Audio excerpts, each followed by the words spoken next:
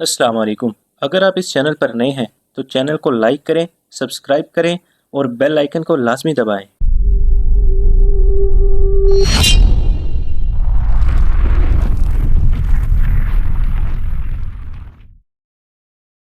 जिब्रील अमीन की मईयत में हम मुख्तलिफ मराहिल तय करते हुए हामिलीन अर्श के करीब पहुँचे।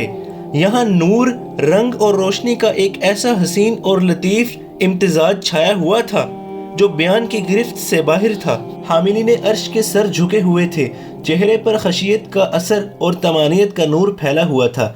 जिब्रील अमीन अलैहिस्सलाम ने बताया, परवरदिगार की बारगाह का हर हुक्म इन्हीं फरिश्तों की वसातत से नीचे जाता और नीचे वालों का हर फ़िल इन्हीं के ज़रिए से आलिम के परवरदिगार के हुजूर पेश किया जाता है। मैं कुर्बे इलाही के इस मकाम को रश्क भरी नजरों से देख रहा था।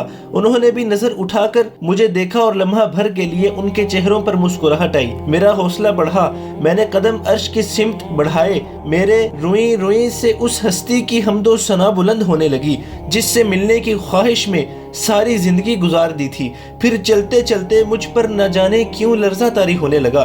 खुदा से मिलने की शदीद तरीन ख्वाहिश पर उसकी अजमत का एहसास गालिब आ गया। उस लम्हे मुझ पर इतना शदीद रौब तारी हुआ कि मैं घबरा कर वापिस पीछे हटने लगा।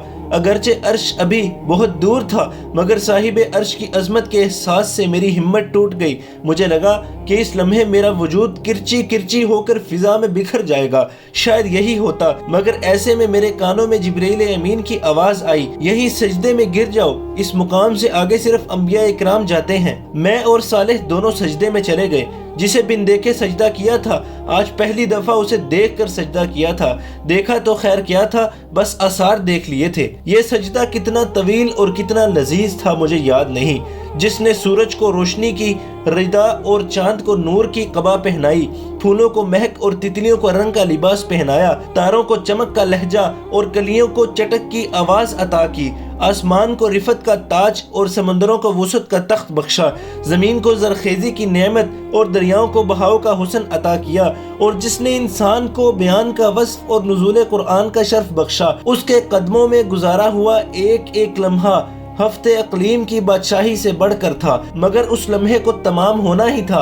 हामिलीन अर्श की दिलकश सदा बुलंद हुई, हुवल्लाहु ला इलाहा इल्लाहु। ये ऐलान था कि साहिब अर्श कलाम कर रहा है। आवाज आई, मैं अल्लाह हूँ, मेरे सिवा कोई माबूद नहीं। हर सुर से लजीज तर उस सदा में वो सहर था कि मेरा वजूद सरापा गोश हो गया। मेरा पूरा जिस्म और उसकी हर हर कुव्वत कानों और समात में सिमट आई।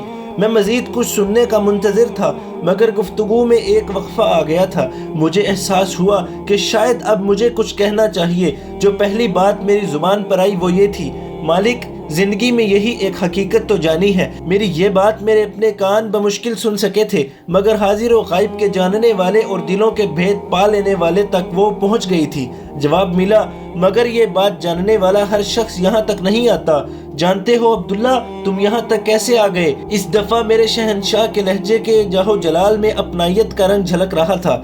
इसलिए कि तुम्हारी जिंदगी का मकसद लोगों को मेरे बारे में बताना था, मेरी मुलाकात से खबरदार करना था। तुमने मेरी याद को, मेरे काम को अपनी जिंदगी बना लिया। ये उसका बदला है। आसमान और जमीन के मालिक की गुफ्तगू और आवाज सुनते रहना मेरी जिंदगी की शदीद तरीन ख्वाहिश बन चुकी थी। मगर एक दफा फिर मालिकुल मुल्क अपनी बात कहने के बाद ठहर गए। मुझे महसूस हुआ कि मेरा रब मुझे बोलने का मौका दे रहा है। मैंने अर्ज किया, क्या मैं आपके पास यहाँ रुक सकता हूँ? मुझसे कोई दूर नहीं होता, ना मैं किसी से दूर होता हूँ। मेरा हर बंदा और मेरी हर बंदी जो मेरी याद में जिए वो मेरे पास रहता है। और कुछ आखिरी बात से मुझे अंदाजा हुआ कि मुलाकात का वक्त खत्म हो रहा है। मैंने अर्ज किया, मेरे लिए क्या हुक्म है? हुक्म का वक्त गुजर गया है, अब तो तुम्हें हुक्मरान बनाने का वक्त आ रहा है। फिलहाल तुम वापस जाओ, जिंदगी अभी शुरू नहीं हुई। मैंने चलते चलते अर्ज की, आप क़यामत के दिन मुझे भूलेंगे तो नहीं? मैंने उस दिन की वहशत और आपकी नाराजगी का बहुत जिक्र सुन रखा है। फिजा में एक हसीन तबस्सुम बिखर गया।